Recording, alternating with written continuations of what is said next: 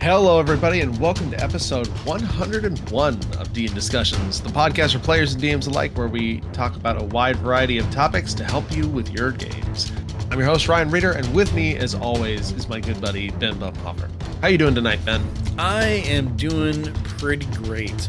I gotta say, I am excited for tonight. There's some stuff on the horizon that is looking pretty good, and you know what? Instead of just delaying, let's just jump right in.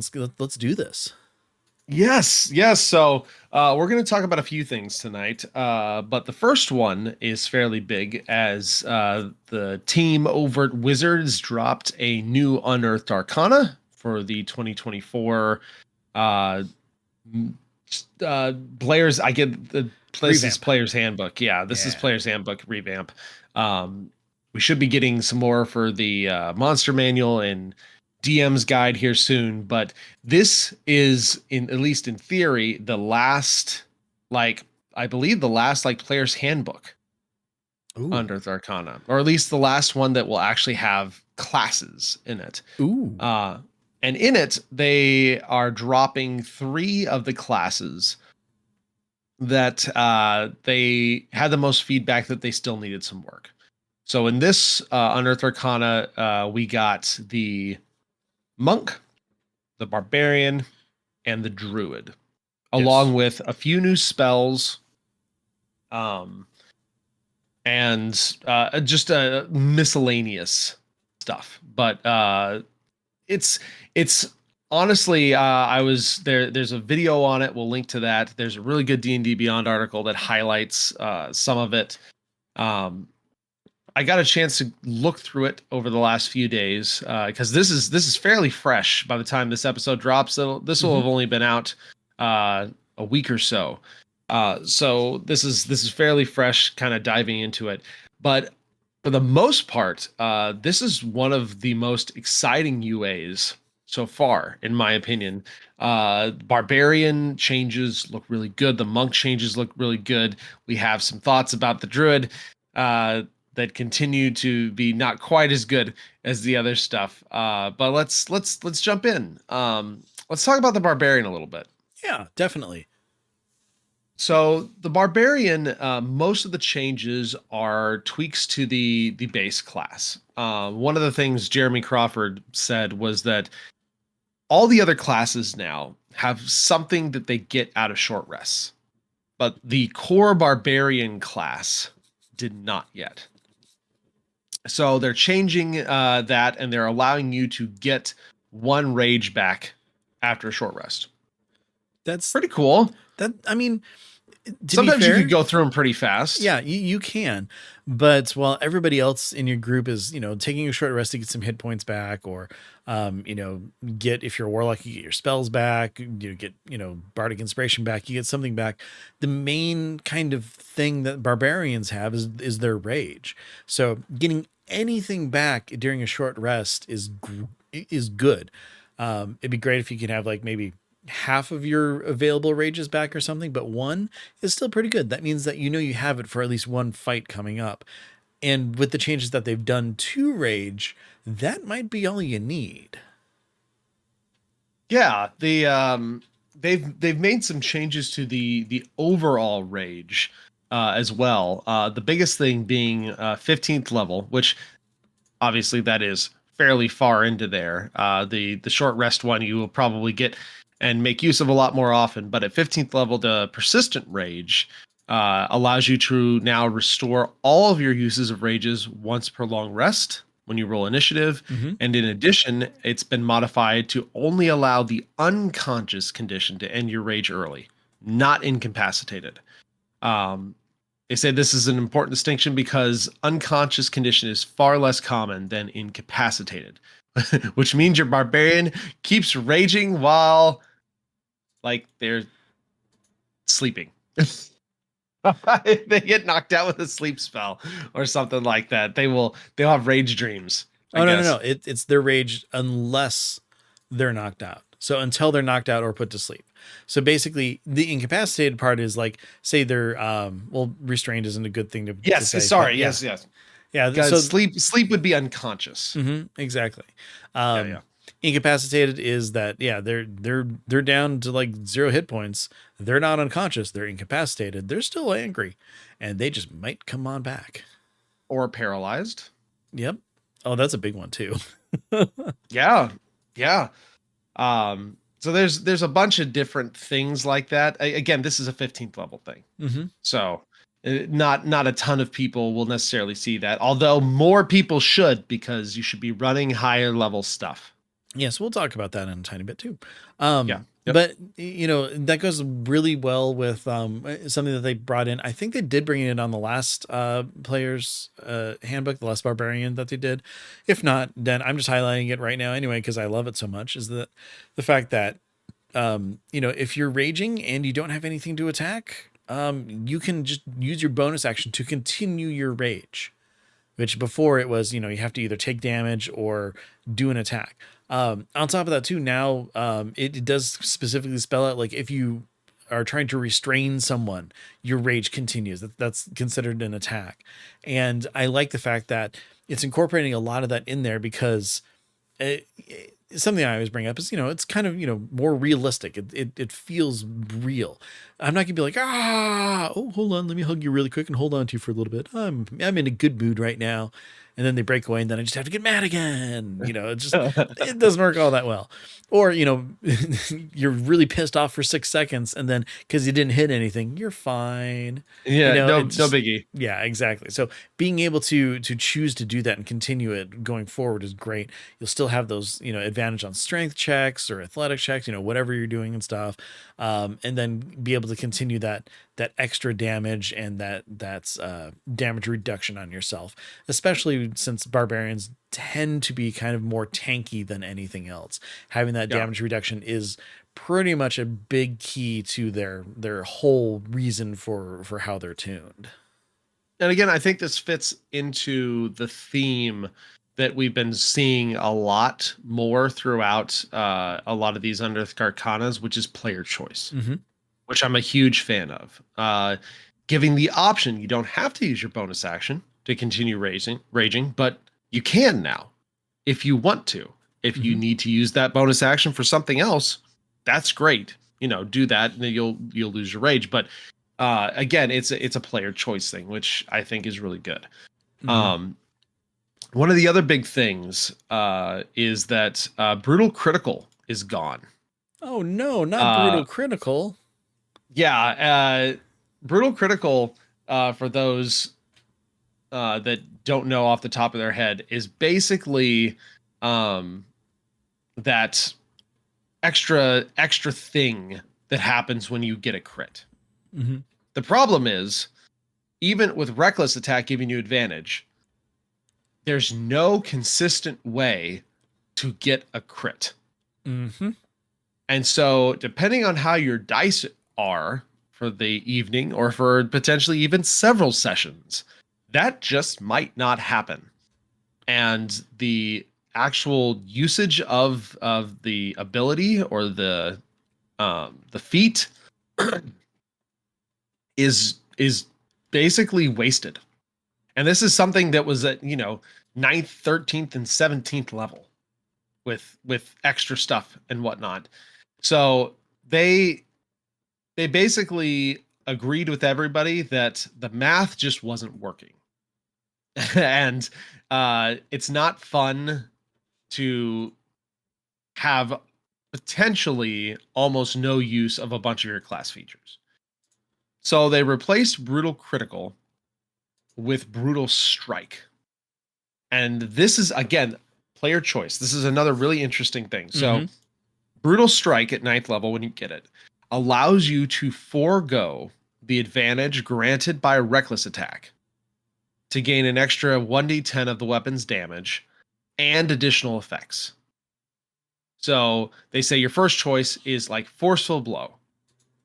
So you forego the reckless attack, you hit, you do extra damage, and then you do a forceful blow with it, and it sends your target flying 15 feet.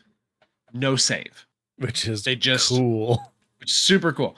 And then you can pursue them up to half your speed without provoking opportunity attacks. Or they also list hamstring blow. which reduces the target's speed by 15 until the start of your next turn. And then at 13, you get even more options for Brutal Strike. And then at 17, you get even more options. They talk about Staggering Blow, which gives the target disadvantage on the next saving throw. They can't make opportunity attacks. Sundering Blow, which gives an ally a bonus to their next attack roll against the target equal to your rage damage until you start. And so like it's like and this is, I think they talked about this in the video. This is cool stuff because this is stuff you can like stack with weapon mastery as well. So you can potentially like start creating these really cool combos of like knocking people down and pushing them back or something. And it's all about, again, player choice and consistency, because this is stuff that you can be a lot more consistent with versus the, oh, I hope I get a critical today type thing so that my effects can go off. Yeah. And on top of that too, just with brutal strikes alone, that gives you a lot of control on the battlefield, and you can synergize with your party members as well, like really greatly. Let's say that's, oh, this dude, you know what? I'm trying to defeat this bad guy, and he is 15 feet away from the next player whose turn it is, and they don't have enough movement. They can only get to 15 feet away. Just boom, hit him, push him into that space. Staggering Blow, that's great. I'm just going to stagger this guy. He's got disadvantage on his next saving throw. The bard's going to throw Tasha's Laughter at him right after that. He's got disadvantage to try to take care think of of the strategic stuff that you'll be able to do with this type of thing. Tons. Yeah, super cool. Super cool. You know what's a little less cool though, Ben? What? The Druid class. Yeah. So but before we say anything, they're trying. They're trying. I don't believe they're succeeding, but they're trying. That's the best we can say. This, I believe, is the third iteration of the Druid class. It originally started with your wild shape is now just a generic stat block. Yeah. Then it went to, you can know a certain amount of forms at a time, depending on your level, and you can switch one out at a long rest. But it uses all your stats, basically. Hit points, AC, whatever. Now, they've iterated a bit further. So now you can know a small amount more of wild shapes at the same time.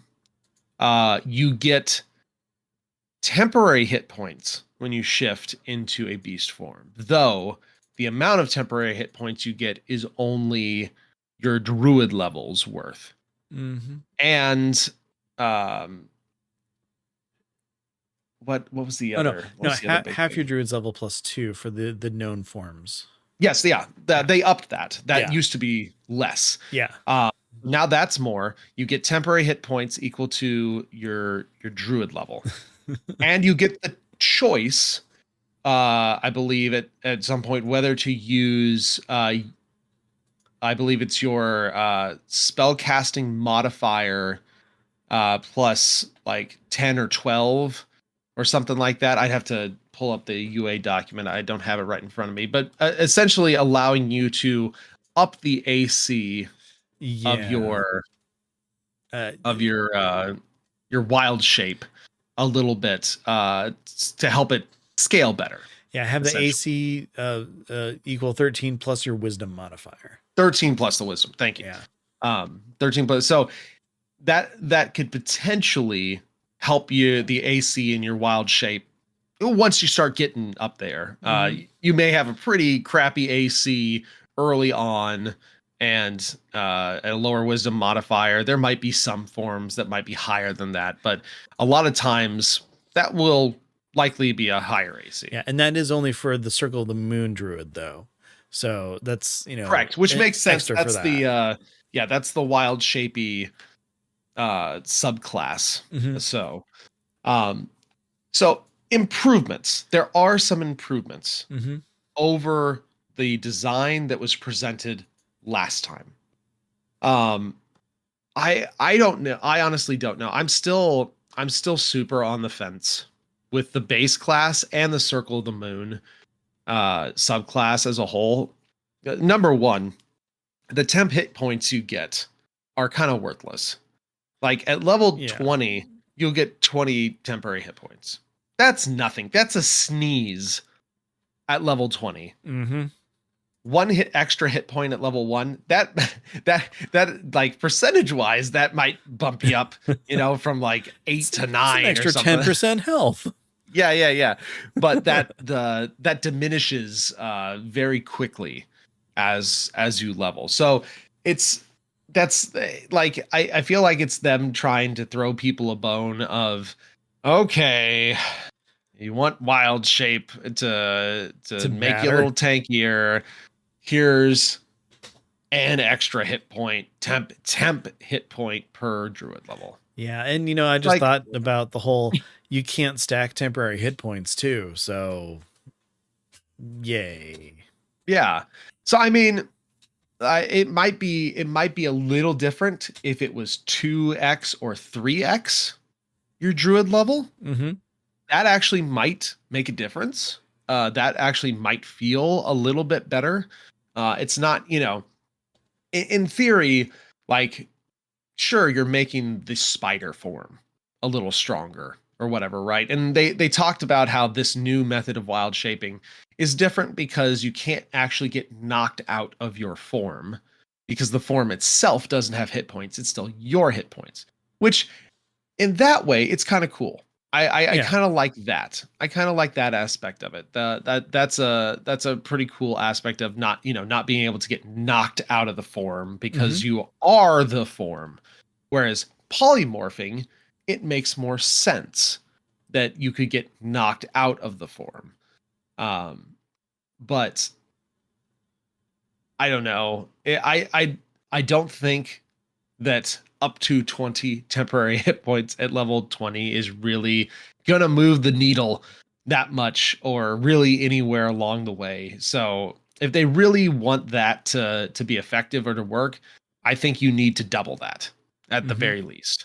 Yeah, because I mean, if you're using your own stats and everything, the biggest stat for druids is wisdom right away because of, casting and whatnot. So if you're really kind of going more towards being a wild shape druid, you're gonna be kind of at a big disadvantage right away because you're not putting a lot into constitution, you're not putting a lot into strength, unless you're at higher levels and you're foregoing feats and throwing it into your ability scores. Whereas if you focus on constitution and strength, then if you ever get into the point where you're going to be casting something, you're worthless there. So it really needs to have a good balance of it. And using your wisdom modifier for things like this makes more sense to me, which is why I'm glad that moon druids are using it. But again, it's not adding more health on top of something that it really needs it. Like, barbarians, fighters, paladins, especially, they're able to kind of go in and do all that stuff and really take a whole bunch of hits. But druids don't have a huge AC because they can't wear armor. They don't have, a ton of health because they're focusing on wisdom. So it's kind of like a lesser tank compared to those others with how some of this setup is, unless you're really min-maxing your character out. Yeah. I don't know. To me, it feels like the current druid class, despite some of its failings, as obviously there are some issues of basically having the unlimited hit points of the current wild shaping. But at the same time, there are also ways to deal with that. Incapacitating the druid, hitting other people besides the druid if they want to play like that. Yeah. But I feel like there are the current version of the druid is still superior to this new version that they are trying to make, but I don't think they've landed on the right formula yet, and I'm not even quite sure they're going in the right direction for it. They're moving the needle in terms of that base version they gave us in the first UA, it's getting better. But that's not necessarily what I like. That getting better might not really matter. And like it still might be inferior to what we currently have. I certainly think the Circle the Moon subclass that we currently have is superior. Mm-hmm. Like just losing the elemental forms for your wild shape transformation is a massive loss. Yes, I To be completely replaced by a 30-foot teleport, no less. No less. Like being able to do those elemental forms is super cool and very unique, as all those elementals had some neat stuff that let them do certain fun specific things. So, I mean, I don't want to spend too long on the druid, right? But I feel like they're moving in the right direction for what they gave us originally. Yeah. But I don't think it's the right direction for the druid class as a whole. I mean, going from a 35% to a 45%, it's still an F, but it is an improvement. Yeah. Yeah. Let's see. So I don't know. This of all the UA stuff, the druid has honestly been like the through line of disappointment. And I know a lot of people are attached, and I know there are some overpowered things about the current class. It's 100% true. It's deal withable. It really is. As a DM, it is deal withable. And a lot of the problems really don't start to show themselves horribly until you get into that tier 3, tier 4. Yeah. Anyways, right? And that's that, at least from Wizards' point of view, that's not the part that has actually mattered. Yeah. So which again, Wizards release more tier 3 tier 4 content, please. But yeah, like so I'm not sure what problem they're trying to solve. Like I do understand the let's keep the bookkeeping down a little bit. Like I get that. I think a better way to do that, I think they even mentioned in the UA that there is going to be a lot more beast forms in the player's handbook, in the 2024 player's handbook than there is in the current one, which is also good. I think what they need to do is just present it better within the druid class itself. Be like, here are 10 or 15 stat blocks of different types that you can easily access and use at different levels without having to go search for anything. There's a wide variety. They do lots of different things. It's CR 1/4 to 5 or 8 or 7 or whatever, right? Put those directly after the druid's form, the druid's base class and subclasses, and they like, boom, you know where they are, super easy to access. Here's some ones that are very well-rounded and very versatile and diverse. Yeah, that you can use up to like level 10 or so. Once you get higher than that, you have an idea of the system and how it works. You should be able to kind of look for your own after that, I think. And to be fair, there's not a lot of beasts that are that high CRs. Yeah, anyways. That's true. There's really not. Like I think the T-Rex is one of the highest like CR beasts, and it's not even that huge either. Isn't it like a 7 or a 9 or something like that? I'm checking. Yeah, it's an 8. It's an 8. Yeah, that's. I think that's pretty much one of the highest CR beasts there are to be able to turn into. So I don't know. I think you could make small tweaks to the current druid and make it so that the layout is better. The highest CR beast on D&D Beyond is CR 12. It's a Traxagore, whatever the heck that is. And then the next highest is 8. Yeah. So I like this. That's really, I really am not seeing a problem unless you're going to introduce a ton of like super high CR beasts or something that you're scared about, like I really don't see what is the problem other than, yes, like a T-Rex has a lot of hit points. Really low armor class. It's got some cool attacks. Again, though, it still can't turn into a T-Rex until like, what is it? High single digits, low double digits of level. Something like that, yeah. Yeah. And that's only like if you're Circle the Moon, because Circle the Moon gets the higher CRs faster. Well, And no, that's they the just one get the that's higher all CRs because if you're not Circle of the Moon, you're limited up to to like I've only what, played one Moon, or two so or something like that. and not even think it, yeah. So it seems very niche. It seems like But a very niche problem.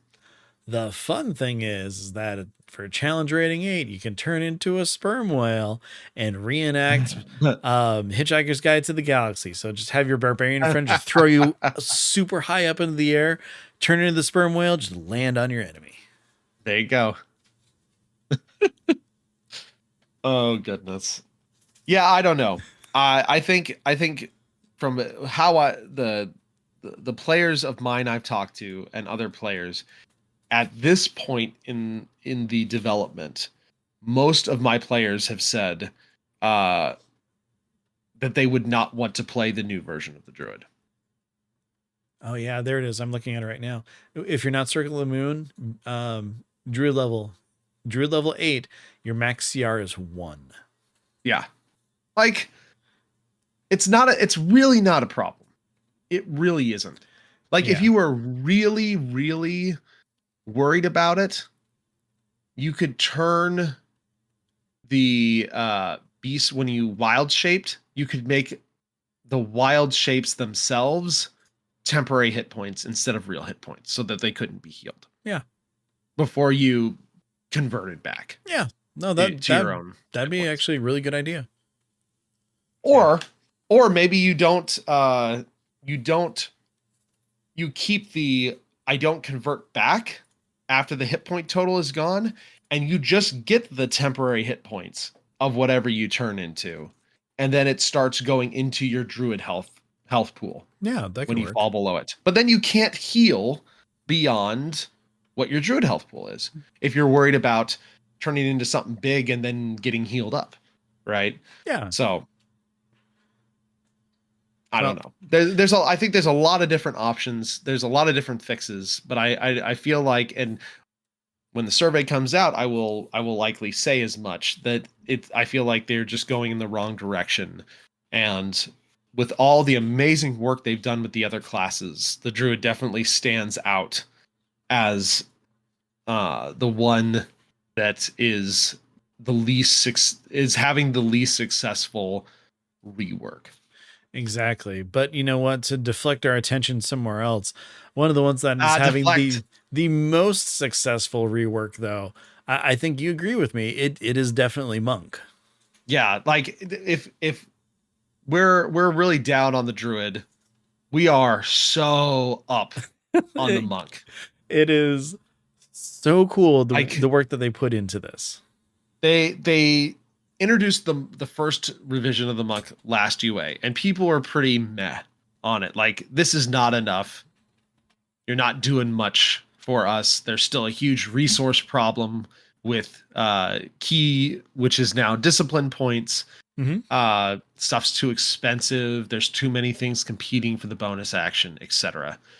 And weapon mastery is not enough to help with that. And so they took that feedback to heart and they did a full overhaul. Like, this is pretty significant. Yeah. This is, oh my gosh. Like, okay. My favorite change, and I just have to lead with this because I think it's actually absolutely amazing, is turning you into Jackie Chan, which is what I'm calling it. Basically, deflect missiles, which is one of the coolest things that the monks could do in the first place, has gotten a rework. And oh no, what could it possibly be? Now you can deflect just melee attacks as well. How amazing is this? Oh, I love it so cool. much. It is so cool. And deflect energy now works against melee attacks as well. I mean, how often do you see this in, like really awesome kung fu movies where, you're using your enemy's attacks against other enemies or swinging things around, and the whole idea is like getting them off balance so that they're attacking their buddies and stuff and everything. I just love this. I think it is one of the coolest things that they can add to it, and I am so pumped for this, because how often do you, as a high level monk or a really good dex monk, do you actually get to, use deflect missiles? Because if your AC is pretty good because you have high dex, you're not going to get hit a whole lot. So you don't really get to use that very much. Well, now you have double the chance with things punching you and kicking you and just like kind of batting it away and throwing it into their friend's face. Yeah, it's super huge. And along with that, monks can actually use their dexterity to set the DCs of their shove and grapples. Yes. So they don't have to rely on strength for those anymore, which is super cool, very thematic, and makes a ton of sense. Definitely. So big fan of that. They're using Dex for everything for them, which is absolutely perfect. Like you said, it's not key anymore. It's discipline points, which, I mean, it works with all the different types of discipline that it's more generic. Yeah. It's more generic. It makes more sense. Let's say for like a pikeman or something like that, where it's more grit or it's training versus some inner energy, right? Yeah, exactly. But I mean, gosh, it's some of the other cool things. So weapon mastery is out. So that was the one thing that was lost, quote unquote, in all this change. But I think most of the changes, I don't think monks are going to miss weapon mastery that much. Their martial arts, the monk weapons are back for the martial arts feature. They can use their martial arts die with the weaponry again now. The simple melee weapons and the martial weapons with the light property. The unarmed strike that monks got as part of their martial arts feature, you can now simply do as a bonus action. It's not actually tied to an action, having to do it first. So that's super cool. You could use your action for something else and then still get the bonus action to do your unarmed strike, which is awesome. We talked about the dexterity now to set the DCs. There's more discipline points, and discipline points are now cheaper because there are now base level things for the monk that don't cost discipline points. So say like Step of the Wind and Flurry of Blows and Patient Defense. Flurry of Blows still requires discipline points, but Patient Defense and Step of the Wind have an option now to do something without spending any discipline points. So like Patient Defense, if you don't spend anything, you can still use the disengage action as a bonus action. But if you spend the discipline point on top of that, you can disengage and dodge with a single bonus action. Or the Step of the Wind, you get a small amount of movement, but then you can do other things if you also spend the discipline points on top of it. Again, player choice, more flexibility, players being able to choose what they want to do and not having everything cost a whole bunch of stuff and your monk just running on empty for most of the day, adventuring day. Exactly. And then once you get to level 10, you get heightened discipline as well. So those three have extra bits that go with them. If you spend a discipline point on Flurry of Blows, you make 3 unarmed strikes instead of 2. For patient defense, you gain a number of temporary hit points equal to 2 rolls of your martial arts die. That's huge right there. That is amazing. And then on top of that, for Step of the Wind, you know what? You can choose a creature that is large or smaller and just take them with you. You just get to run with them. How cool is that? That's so anime. It's just like Yes. the one dude grabbing someone and you just take off in a blur, leaving the streak of dust behind. When I read that, that's all I could think about. It's just such a fun mental picture. And then they also reduced some of the action economy because one of the things that like I said, they did talk about was that monks have a ton of competing bonus action economy. Well, now they actually have some class features that activate at the beginning or end of your turn without having to spend anything. No action, no bonus action required. So like they give the example of 18th level superior defense to gain resistance to all damage except force at the beginning of your turn for 3 discipline points, rather than having to spend the bonus. So you spend the points, and it just activates at the beginning of your turn. No need to spend a bonus action on it. That's something else. Or the monk's 10th level self restoration. But now you can activate it at the end of your turn to clear charm, frighten, or poison conditions automatically. No action required. You just, at the end of your turn, you can do it. Yeah. Which opens up a lot of implications for freeing up your action economy or freeing up the ability to just do stuff based on the situation. Yeah. Between points, the different things that you can just kind of do and everything, it opens up a whole lot. And then they're not only looking at things like that, but they're also looking at, other types of abilities that you're doing that, when you get a failure on, nothing happens. It's kind of a bummer. One of my favorite things here is that when you do a stunning strike, if you fail on it, if your target succeeds the roll, you actually hit them with some force damage on top of that. So they're still having something happen to them as opposed to it doesn't just feel like fail. a waste. Yeah. Exactly. And that's something that I absolutely love is the fact that, you're doing this strike. It should be something kind of extra that's going into it. So you still get that little bit of extra damage on top of it, which is a big boost to, monk self-esteem. You kind of need it sometimes. And having played a monk for quite some time, like this is, I feel like just reading through this is one of their biggest slam dunks out of all the class. And they've done some good stuff in a lot of the class reworks and retunings, but I think this more so than almost any of them so far has been just a real slam dunk, this is exactly what this class needed. It feels super thematic. There's tons more flexibility now. I have so many more options of what I can do. It feels better to spend my resources, or if I don't spend my resources, I can still do stuff. I'm not going to run on empty anymore. So it's a huge win. It's a huge win. Big props to them for the monk class rework in this UA. Yeah.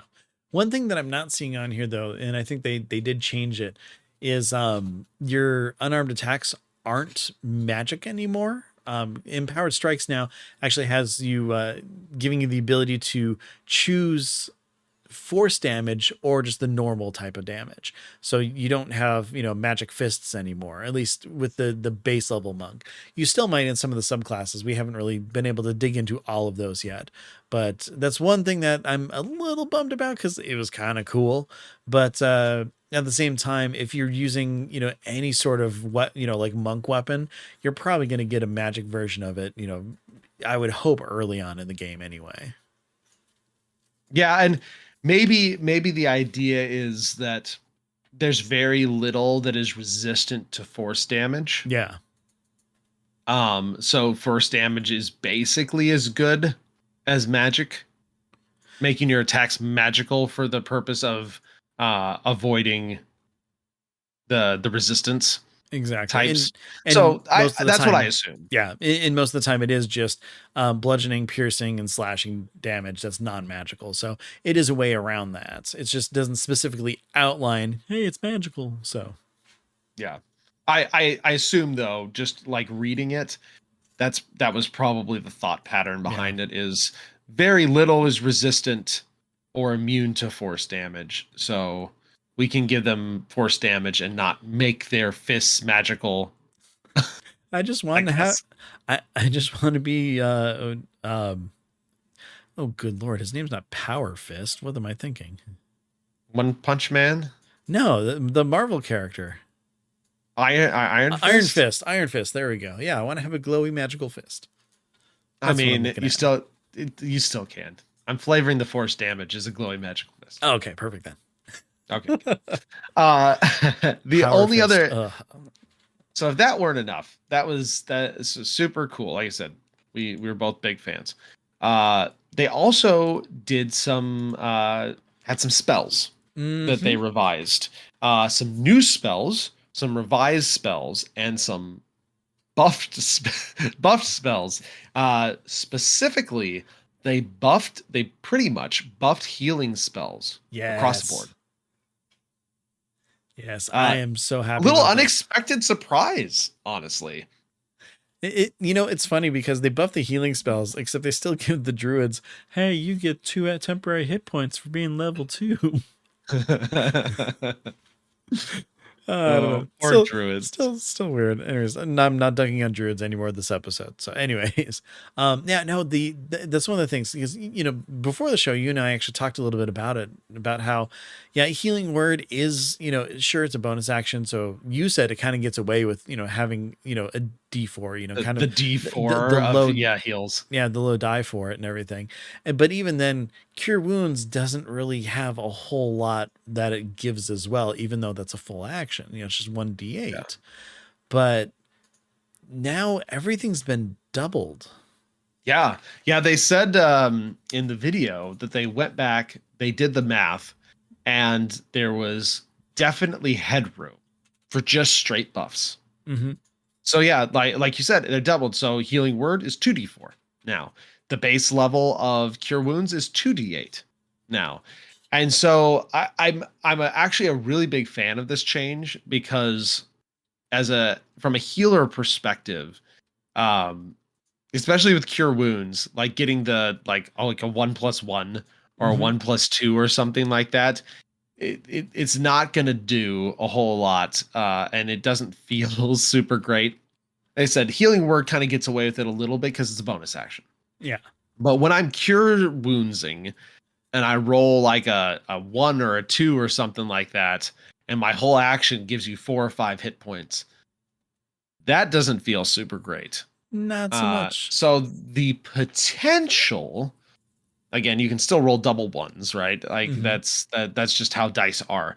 But the potential for a much greater boost of healing from a lot of these healing spells, like cure wounds, uh, healing word, mass healing word, uh, those sorts of things, mass cure wounds, is I think a very welcome change.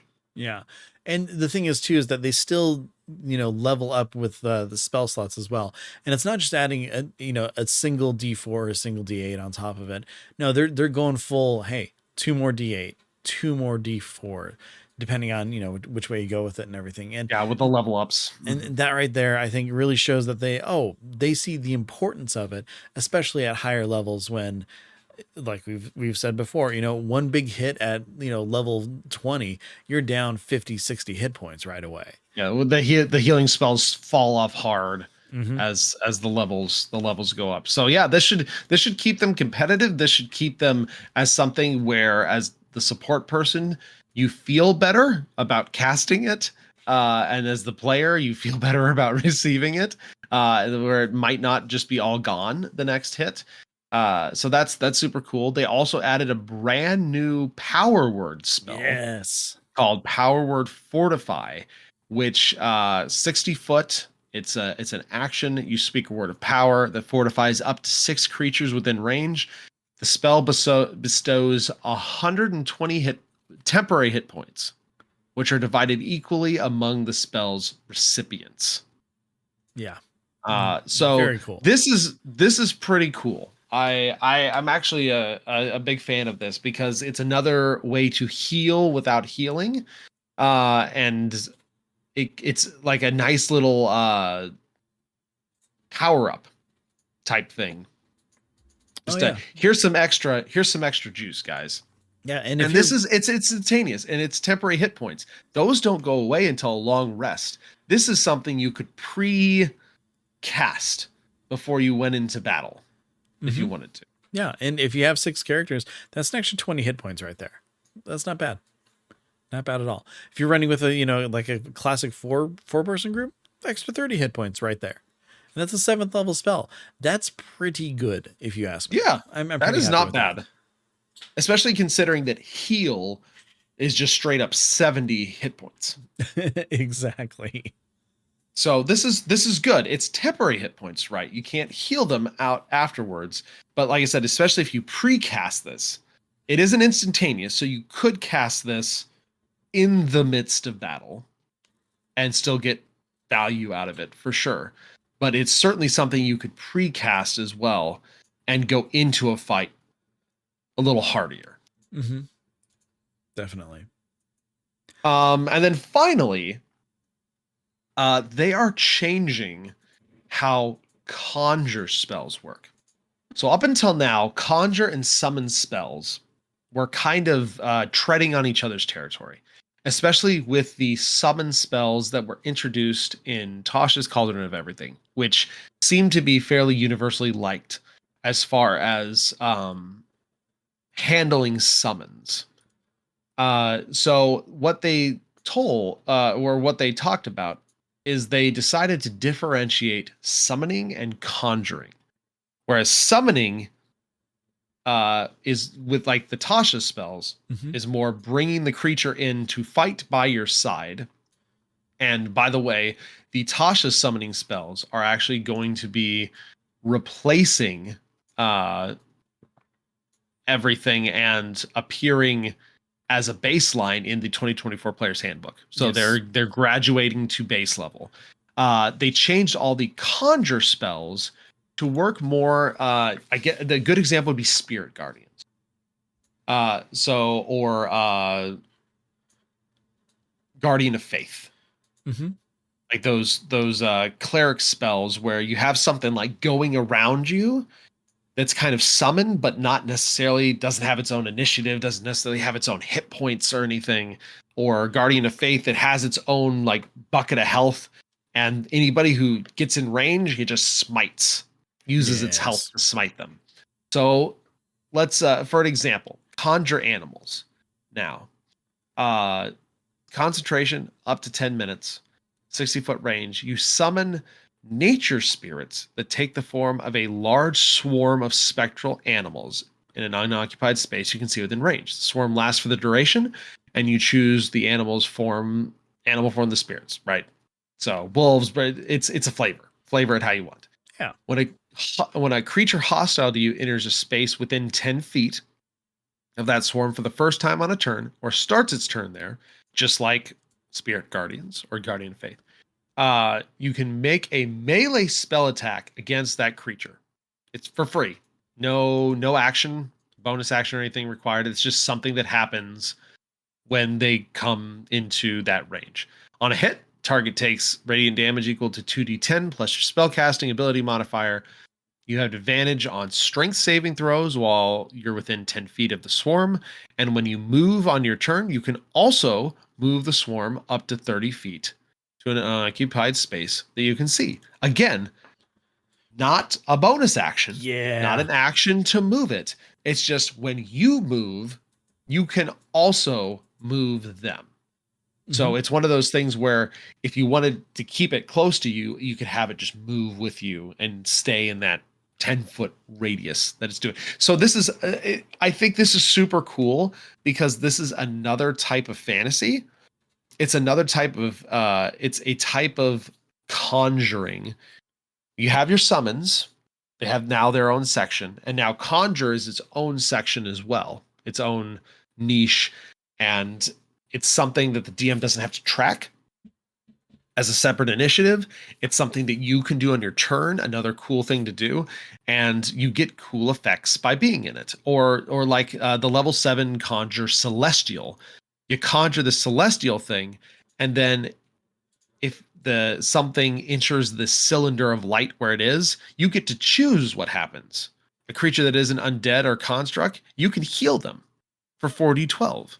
Uh, or searing radiance. The creature then takes damage based on where it is or it coming into your little 10-foot Mm-hmm. radius. So super cool stuff like that. I'm really a big fan of that sort of thing. And it allows you, and this one also, when you move on your turn, you can move the cylinder up to 30 feet. Very So cool. concentration spells, so you can interrupt them. Uh, but I like the differentiation between summoning and conjuring, and I think the changes to those spells are super cool. Yep. And if you have any questions about, which one's which, remember, summoning is you're summoning your friend Steve to come over. Conjuring is you're making a paper mache version of him, and he hangs out until he's gone. That's kind of creepy. Don't make a paper mache version of your friend Steve. Best I got. I didn't even know what to say after that. I don't know how to follow that one up. Nothing wrong with that. Oh gosh. I'm But here to yeah, no, say the weird stuff. yeah, I'm a big fan.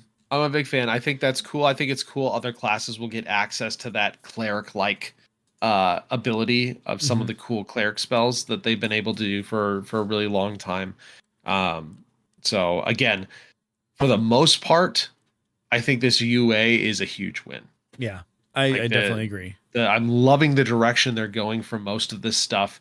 The player choice, the player flexibility, making things more fun, interesting, more not valuable. What's the word? It makes you feel better. Like the healing spell Yeah. increases. It's one of those more satisfying. There you More go. satisfying. That's the word.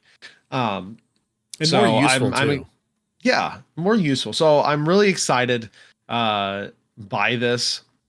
I'm excited to see what else they're going to do because they've already talked about they're going to continue tweaking and tuning uh, in not in UAs. There's going to be brand new spells that we don't see, right? Mhm. That are going to be coming as well. So, but the teases and this type of thing, I really like the direction they're going for most of this stuff. And Yeah. I do really hope that they take another really hard look at the druid and ask themselves what about it actually made it fun and interesting. And is there a way they can improve upon that? Hmm. I agree. And it really does seem like a lot of it is just getting wild shape right. And the circle of the moon druid. Like that seems to be where the It's biggest huge. troubles are. Yep, it's huge. Yep. So we'll see what they do. I kind of hope they give it another go. And because I assume the monk and the barbarian will likely pass this UA with flying colors. Like they will likely get very high marks just from what Yeah. I've seen around the interwebs. What like my own experience after reading them. I'm a big fan. So I hope that they will drop another druid drop another druid UA to see if they can really get it right and kind of nail the balance of what they're trying to go for. Yep. And we're cheering for him to do it. Yeah, like I will use the old druid if I have to, but I would love to be able to just use the new stuff because the new stuff is better. Mm-hmm. Right? That's the goal. I want to look at the new stuff and go, yes, technically they're all compatible, but I want to use all the new stuff because they're just improvements. They're Yeah. just more fun. They're just more interesting. It's shiny and new. Come on. Yeah. All right. So that is the UA. We will have a link to it if you want to dive into all the gritty details. But beyond that, we are going to talk just briefly about a race that we haven't covered yet, or Yes. species, if we want to use our new 2024 term. I don't know if that one is still in flux or not, or if lineage is still on the table, but that's the one they seem to be sticking with right now. So, what we want to talk about tonight, just a little bit, is the Warforged race. Yeah. That's right. The And mechanical people. the mechanical people, and this is cool. So this is a race that was introduced in I Avernus, I believe it would believe. be Eberron. Eberron. Eberron. I'm trying to remember the name of the book. Uh, Eberron Rising from the Last War. Yeah, that's That's, I was just about to say that. yeah. So, so yes, the Warforged was introduced officially into fifth edition in Eberron, Rising from the Last War. It is a mechanical race of beings. Ben, what is so interesting and special about this particular race? If you wanted to play a Warforged, or if you are in a campaign where the DM's like, yeah, they exist in my world. Yeah. Well, first of all, I personally think they should exist in any world, because just because they're from Eberron doesn't mean that they could have just randomly fallen through a portal in Sigil or the Radiant Citadel or something, and just, crash landed on your homebrew world or in Faerun or anywhere else. Doesn't matter. But that's just my own opinion. Um, the neat thing about this, though, is that they're actually, like, for better, or for lack of a better term, they're androids, but like a fantasy version. They're made of living steel, stone, wood. They've got like organic materials kind of blended through with like alchemical fluids and stuff, for like different chords and like vein like structures and stuff like that. They've got armor plates and like, in reinforced joints and shells, crystal eyes, and a whole bunch of just really kind of neat out of the world or out of this world kind of stuff put into, a humanoid frame that was originally built as, a mindless automaton for this last war that, in Eberron that they're talking about. Here's the thing, Yeah, though. yeah. Apparently, Tell me what the thing is. I guess the last war is over. I haven't played through that campaign, so I I don't know. guess the last war is over. Yeah. Well, Eberron has an entire massive subculture built out of it. So this Eberron was I believe a Keith Baker creation. Okay. And Keith Baker, this was an official Eberron book, but he writes a ton of Eberron supplements. I believe the DM's Guild even has a like 200 or 300 page Eberron supplement, like about as semi-official as you can get. Yeah. That was published on the DM's Guild, and is just tons more Eberron stuff. And there's all sorts of creations on the like DM's Guild. I know specifically a buddy of mine has done a lot of supplements on the politics of Eberron on the DM's Guild. So it is an incredibly popular setting that has a lot of additional content beyond just this official book. Yeah. So the thing about the Warforged is they were forged for war, hence the name. But now the whole concept is that, if you're playing one as, as a player character, they were built as weapons, and now they're trying to kind of figure out what life is like beyond being just this war machine.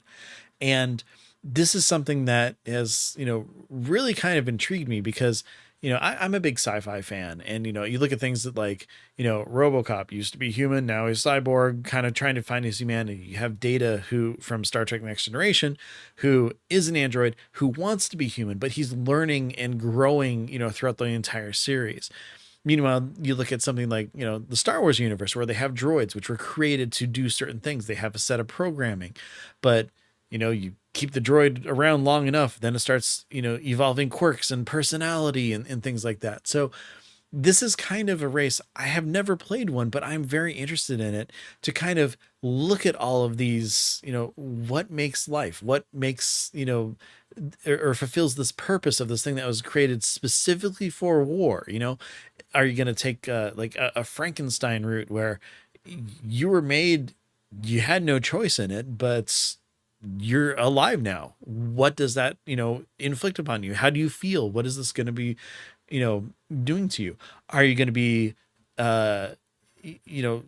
following examples of like your party members? Are you going to start off being just like a killer because you don't know the difference between life and not life? You're created just for war. Like, what is the meaning behind your life now? And it's a really cool concept to kind of bring into D&D and give it that extra level of like I said, kind of sci-fi, but just universal truth as well. Yeah, we have a mutual friend, Jeff, and if you listen to the plus five to hit or have ever heard it, Hmm. he plays a Warforged named Shield, and he does an amazing job with it. But that's kind of what I think of now when I think of Warforged.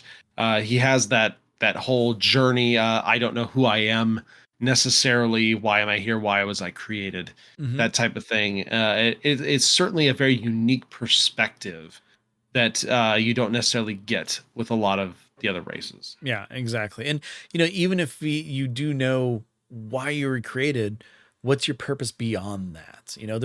There's a lot of Yeah, different facets that you can explore when you're playing as a Warforged, based on like kind of where you are in your, I guess, usefulness, if you want to kind of put it that way. But that's one of the neat things about it, is that's if you go off of just kind of the base Warforged personality that they're talking about, for the most part, again, they had a clearly defined vision of what they were supposed to be. They are there for war. That is what they do. And now they have freedom. So, typical Warforged, apparently, they don't show a lot of emotion. Sometimes if they don't have that exact, hey, I'm here for war anymore, they look to find that next big purpose, which might be, being just incredibly tight and protective of their allies. So if you're playing in an adventuring party, your entire goal now is to make sure that they live. This is what they do. Or depending on what class you do, you're doing that to a T to, help them. Um, Maybe once you fell out of the war, you're still kind of ignorant of the world, and you ran around with some charlatans for a while, and you were, not exactly the best kind of person, but you didn't know any better. Now maybe you're trying to atone for that. There's so many different ways of looking at this. As like, you can treat it almost as if you are a little kid exploring the world for the first time, being completely Pinocchio and ignorant and stuff, and you're going to, you know, school and then get sidetracked by that fox and the cat or whatever. You know, it, yeah. There's a lot of like the RP, the role play potential mhm, there. There's a lot of it, and even beyond that, just from a traits perspective, Warforged have a very interesting mechanically and from a mhm. fantasy look. So like Warforged have age, but they don't age, Yeah. basically. They don't show signs of deterioration due to age. You are immune to magical aging effects. That's pretty cool. You are resilient, which means you have advantage on saving throws against being poisoned. You have resistance to poison damage just automatically. You don't need to eat, drink, or breathe. You're immune to disease. You don't need sleep, and magic can't put you to sleep. So that's all pretty cool. When you take a long rest, you just have to spend 6 hours inactive and motionless rather than sleeping. You appear inert, but it doesn't actually render you unconscious, and you can see and hear as normal. From a mechanical standpoint, what a scout! Yeah. what a lookout Hey, who's or on a first watchman. watch? I'm on only watch. Yeah, exactly. I'm the only watch you need. Uh, Integrated protection. This is super cool This is too very from a cool. fantasy standpoint and mechanically. You automatically get a +1 bonus to your armor class. That's cool. But your armor or the armor you get, let's say you got, plate or whatever, you spend an amount of time integrating that into your body. So that armor basically just becomes you, to the point of while you live, the armor incorporated into your body can't actually be removed against your will. So you basically you never get caught with your pants down. Yeah, exactly. And one of the neat things on top of that too is that, um, for the most part, when a Warforged is just, just kind of free and everything like that, they have a sexless body shape. They have no concept of gender. They have, they're basically a blank slate. So you can really kind of explore and create what you want in that sense. And as a Warforged develops its individuality, it's more likely to modify itself to, change its shape, to, seek out an artificer to, change its face or its limbs, or something along those lines, as it becomes more, more autonomous. So adding that, armor to yourself is like one step. Then like maybe changing your hand into, oh well, I have like Teenage Mutant Ninja Turtle hands, so I only have 3 fingers. I want a new one that has 5, to look more human. This one over here, I want it to be a claw because I can do that. Just other things like that. So you can be ultimately super customizable on top of that too. And it's just, it's like a blank slate. You can really just put in there and do what you want, how you want, and play it how you want. And with the extra bonus of, not being poisoned and, kind of being ageless and all these different benefits, Warforged are a really cool race to play. I think it's something that I haven't played yet. I've always wanted to. I just never had a campaign that I was going to be playing in where I'm like, hey, Warforged works, gonna jump into it, gonna do it. And I'll tell you, just playing with Jeff when he's playing his is a joy. Because like you said, he plays it in such a great way that it's kind of a good archetype of a Warforged, in my opinion. Yeah, yeah, I completely agree. Very, very unique. Has a lot of potential. Has a lot of cool mechanical stuff that you could work into your role play. So, Mhm. if that all sounded interesting, maybe your next character should be a Warforged. Yeah. Want to be a fantasy robot? This is how you That's do it. that's how you do it. All right. So, as we wrap our episode up, of course, we have a few more things to shout out. Specifically, our community content shout out this week is a brand new adventure Hey. released actually through D&D Beyond called Heroes Feast: Saving the Children's Menu. This one's super cool because one, it's only $5. Two, it's level 10, which yay, big thumbs up for more high level content. Mm-hmm. At three, it was actually written by Deborah Ann Wall, who we are both huge fans of. She has been around in the D&D community for a very long time. And she's an excellent DM. If you have not watched the web series Relics and Rarities, I highly recommend you go check So it out. good. She does an absolutely amazing job with the cast and then guests for each new episode. Very, very fun show. Mm-hmm. But anyways, so she worked with some of the people at Wizards to make this. Like I said, it's only $5. It's a fun, like, one shot type adventure. 10th level, and it even includes a recipe for the Kender Stumble Noodles that originally appeared in Heroes Feast Flavors of the Multiverse. And it also includes maps for the D&D Beyond Maps features, if that's something you are using or looking to use. Uh, and there's also a really great article that was written by Mike Bernier uh, called Heroes Feast: The Joys of Running High-Level Adventures, which, yep, I agree. High-level adventures, super fun. And basically gives a nice rundown of the adventure, uh, why it's cool, why higher level is cool, tips for running higher level content as a dungeon master, because a lot of dungeon masters have not run that like level 10 plus content. So there's a lot of tips for running the sessions, um, and how to best work out some of the things that can pop up from your characters being higher level. Mm-hmm. So definitely check that out. We'll have a link to that in the show notes. Yes, definitely. It is really fun, very cool. And yeah, we're just fans of hers. She's done a lot of really great D&D stuff, like on the she gets on Critical Role once, which was absolutely fantastic. She had a great character there. And I believe that she's also done a few of the what is it, the D&D plays that they have, like, like once a year. Uh-huh. Yeah. Oh yeah, yeah, yeah. She's been on some of the official streams. Yeah. She's done a Oh, lot of really very great stuff. talented, very talented player, very talented DM. Mm-hmm. So it's cool. Cool. She wrote an adventure. There's actually a little video on the D&D Beyond YouTube channel where she talks about writing an adventure and gives some tips for writing your first adventure. So definitely check that out too. It's like 6 or 7 minutes long, but it was really great. You can tell she was really excited about putting this one out. So again, we'll have a link to all that stuff. Yeah, definitely check it out.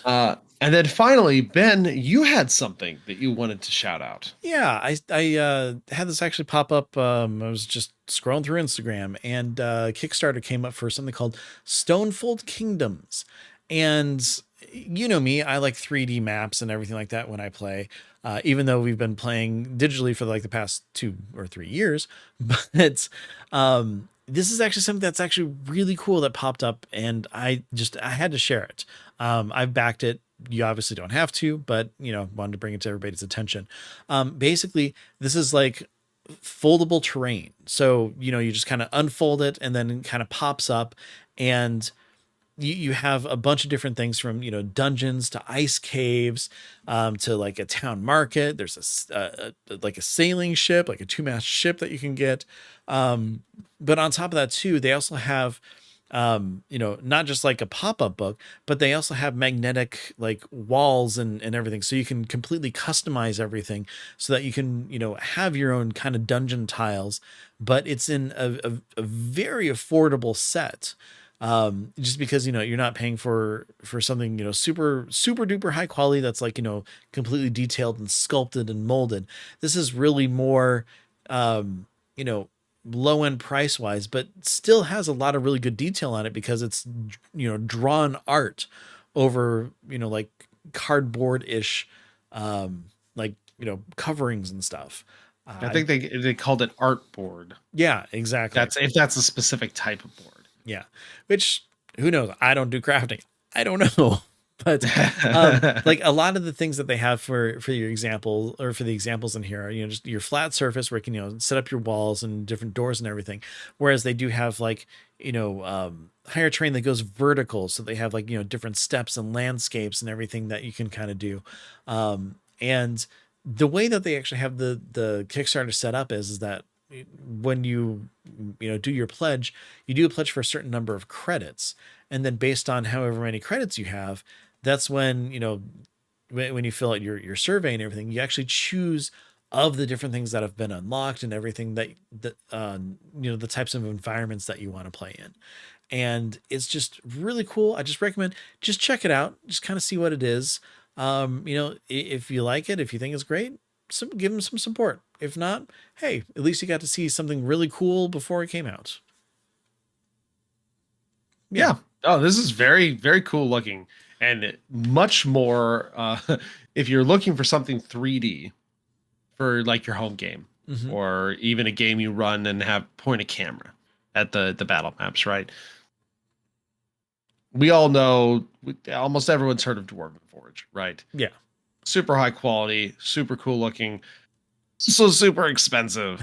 A bit. This is definitely something that looks cool, but is far more affordable, but still gives you that 3D element versus just opening a book or laying out a 2D map. So I think this is super cool. Thanks for bringing this to my attention, and we will have a link in the show notes as well if it's something you want to check out. And of course, all of our community shoutouts are posted on Discord when the episode goes live, as we now have one, and we are trying to ramp that up as well. So I know, Ben, since both of us are kind of, I'm just doing like a series of one shots until the first of the year when my main campaign will start back up again. I know you're on hiatus until the new year as well. Although I am very excited. I signed up at my friendly local game store for a Call of Cthulhu session, which I have not played Call of Cthulhu yet, and I've been wanting to for quite a while. So I'm very excited to be able to go play with some buddies of mine and try out Call of Cthulhu. Okay, and not feel heroic in the least, and just cross my fingers that my character will survive through the session. Probably not, from everything I've Probably heard. not. Yeah, I'm There's a interested in hearing good how that chance. goes. Yeah. It's something I want to do at some point is do an episode. Uh, every once in a while we've done it before, rotate in episodes on non D&D tabletop Mhm. RPGs that we've gotten to play or that we want to play, or bringing in someone who can talk about them. That's certainly something that I want to continue to do. So I'm excited to try that out and report back, because the Call of Cthulhu, while not necessarily the best for a long term campaign, just because of the mortality rate of characters that can happen in that game, would be super great for one shots and such. So I'm excited to get into that vibe and learn a little more about it. That'd be very cool. I'm looking forward to hearing about it. Uh, you know what else I would look forward to hear about, Ben? Um, let's see. Well, I saw the Marvels. That was pretty good. I can tell you That about was that. actually, yeah, no, I saw it too. It was super fun. It Yeah. was a lot of fun. Yeah. Yeah. Okay. Marvel's good. Well, gosh. No, that wasn't it. That okay. wasn't it. Newest episode of Kitchen Nightmares. No, I haven't seen that one. No, that wasn't it. I know there's a new official D&D channel that's starting to do like shows and broadcasts and reruns. That's pretty cool. They've got like some D&D cooking show and some like a few actual plays they're putting on. The brand new Desi Quest show started coming out. Super cool. And I love it. I backed the Kickstarter for that. That started. I think the second episode just dropped recently. Like a TV channel? Yeah, like it's I on. don't It's have on like TV. Freevee and Plex. I don't use either of those yet. I will look I think into Freevee is an Amazon, like like ad supported Amazon, like TV. Well, gosh, I have service. Prime. I should definitely look into that. Yeah. Cool. But none of those things are as cool as they are what I was referring to. Ben, why don't you tell everyone where we ourselves, us, can be reached? Oh my gosh, that's actually really good too. If you have anything that you want to share about your thoughts on, the monks or the barbarians or the druids, you can always email us, send those to dndiscussions@gmail.com. If it is something that is a little more short form and you do have a Blue Sky media account or social media account, you can find us there as well. We are at DN Discussions. If you're looking for Ryan himself, he is at TBKZord on Blue Sky, and I am at Ben Bumhofer. Now, as we said, we do have a Discord. We would love it if everybody would join us there. We will have a link to that in our show notes. So where do you find the show notes? Best place you can, dndiscussions.com. Every single episode that we've ever had is available on that website, as well as your podcast player of choice. However, you're not going to see the show notes on your podcast player. Go to dndiscussions.com. You'll have it there. And then last but not least, of course, as Ryan mentioned it before, +5 to hit. We just finished recording our kind of winter break two-shot, ended up being a two-shot, which was actually a lot of fun. We'll be returning back into full swing of Ryan of the Frost Maiden in January, but that should be the latest episode should be posted, I believe, in the next week or two. So check that out when you can. +5 to hit. Aside from that, everybody, thank you very much for joining us on DN Discussions. Ryan, I had a blast geeking out about monks with you. It is always fun. And of course, everybody, until next time, roll high and be good to each other. Thanks, and we'll see you soon.